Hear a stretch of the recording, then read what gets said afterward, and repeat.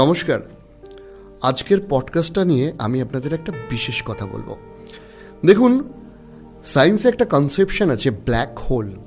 সেখানে না time zone কাজ করে না, অর্থাৎ সময়ের কোনো হিসাব আপনি সেখানে পাবেন না।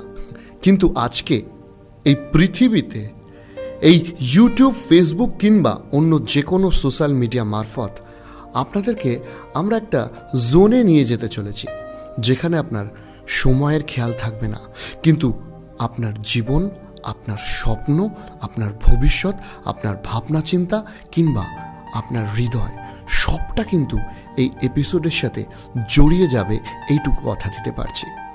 আপনারা অনেকে রিকোয়েস্ট করেছিলেন এবং আমারও খুব ইচ্ছা ছিল আজকের এই এপিসোডটা করার জন্য।